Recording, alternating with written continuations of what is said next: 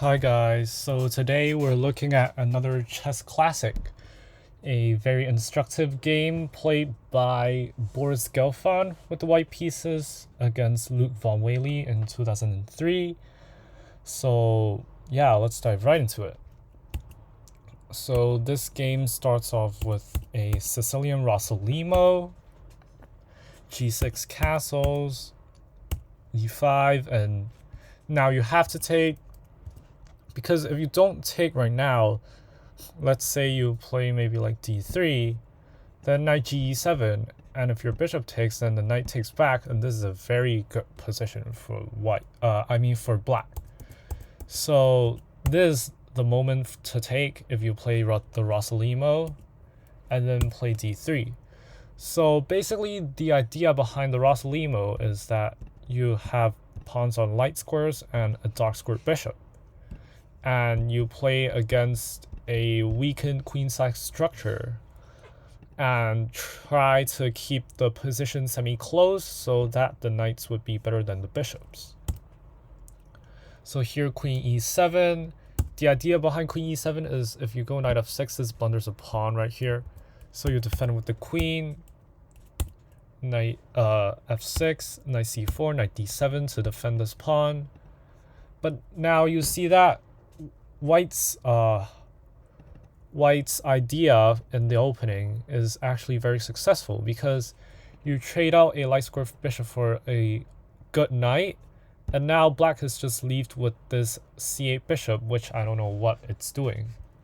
So now bishop d2 and a3 preparing b4 break, bishop c3, here just putting maximum pressure. So now a4 just locks the position and just prevents any b5, because now you could take and then take on a5. And now this a4 pawn and this c4 knight is coordinating very well to stop these queenside pawns, to paralyze them. And now this is already a very close structure, so that's why the knights are already much better, much more superior than these bishops. So now bishop a6, and of course b3 defending the knight. So if bishop takes, then you take back with the b pawn, and then you can like put your heavy pieces down the b file to attack this b6 pawn and put pressure on this b6 pawn. So now rook fb8, it's trying to hint for b5 pushes, some counterplay right here, and maybe some knight f8 to e6 to d4 ideas. Now here a very nice move, g3. G3, you can say it's prophylaxis, giving the kings some room, but then g3 is actually also preparing f4 and h4 in the future. So all in all, this is just a very good preparatory move. Now Loek von Wely took on c4 because, I mean, what else? This bishop was already very bad. But then this allowed b takes c, and now white can already start tripling down the b file, just like that. And yes, your knight could go to d4, but then I just trade my bishop for it. And then just look at this position. Like, this bishop is very bad. It could go to f8, but then what is it doing there, right? So this is a very close position, which just shows how the knight is better than the bishop, because the knight can maneuver around, maybe to d2, and then maybe push f4, and then bring the knight back. And you can just see that this position is much more superior for white. So black didn't hop the knight to d4 yet. Instead brings the bishop back and tries to build a fortress. So now white has put maximum pressure on the b6 pawn, but then you can't put any more pressure on it. So now you need to find a different plan. So this is basically the principle of two weaknesses. You created a weakness here, you put maximum pressure, and then you see how the opponent's pieces is cramped defending this weakness, and then now you want to create another weakness after moving the queen to the king side.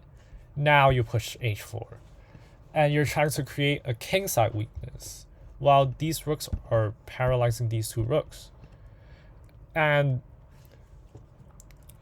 now h5, you have to stop h5, right? But now queen h3, and then you bring the bishop back because you want to control f4 for later f4 breaks. And then now you move the king away because you want to double on the g file. Play g4. Now if he takes, then already queen takes, and this pawn needs to be protected, maybe like rook g8, but then h5 is just too strong. Because, I mean, if you take, then this mate, but if you go g5, then already queen f5, and yeah, white is just infiltrating. If the king comes to f6, then already taking the pawn with check. H8, same thing. So here, black already has to be careful. He went knight g7. So yeah, you don't want to release this tension that quick. And what knight g7 does is it adds a queen to the defense of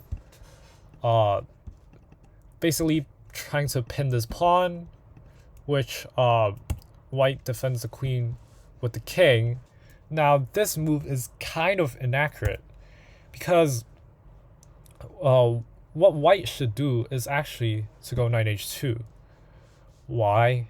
Because there's a very simple plan. You want to move the queen to e3 and infiltrate on h6. And I really don't see a good way for black to stop it unless you go rook h8. And if you go rook h8, then now white can coordinate the rooks on the g file instead, like this. And this should be how white should play. But then white went king h2, which doesn't really spoil the advantage. It's just now the winning plan would be harder. After takes, knight h5, aiming for this f4 square. But then the f4 square is well protected by the bishop, so you don't have to be afraid of it. Because if the knight comes, you can just capture it. The knight is better than the bishop in this structure. So now you bring the other rook, and you triple on the g file. Now this is a way to go, but then by tripling on the g file, you have to be aware of maybe some b5 pushes. For example, here instead of bishop d6, here already b5, and if you take, then I mean of course not here because rook takes g6 and then queen f5 and it's over. You need the queen there. But here instead of queen takes b5, you go a4, and this a pawn will prove to be a very menacing counterplay for black. And here I don't really see any way to go forward with white on the attack, but instead white has to be careful of the a pawn right here. So this is kind of inaccurate. Instead, what you want to do is actually go knight g1 instead of bringing the rook here, because the rook still belongs on the b file right here to allow for the capture of the b5 pawn twice if black goes b5, and then maybe pushing b6, and this rook would be better here than on the g file for now, because what the plan is maybe white brings a rook over. It's actually go the queen to g2 and then try and get the knight to h3 to push for f4. So here that's another way to go with it. But black missed the chance to play b5, and now after the tripling, here rook g5, also inaccurate. Like, this is a very fancy move. Of course you can't take because of the fork, but then what is it threatening? Of course it's not threatening rook takes h5, because that simply doesn't work. And what this allows is, it just allows for b5. So what you have to play right here is really just move the knight away and play for f4. You have to play queen h3, maybe knight to g2. Just, you have to open more lines. Okay, so you have to open more lines against the king because your pieces are more active, and you need more lines to attack the king with your activated pieces.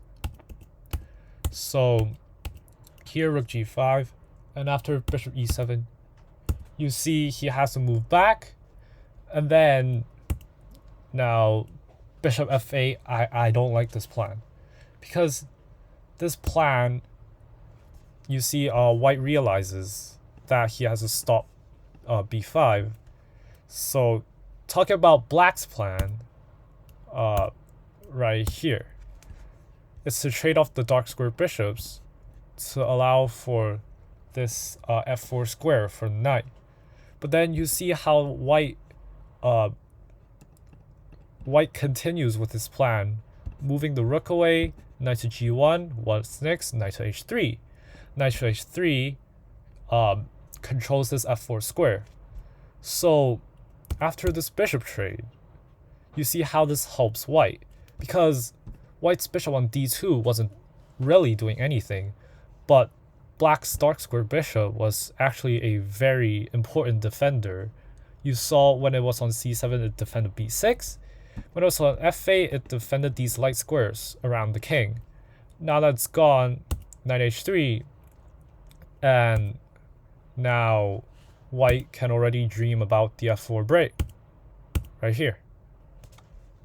So I mean, yeah, black is really just lost right here.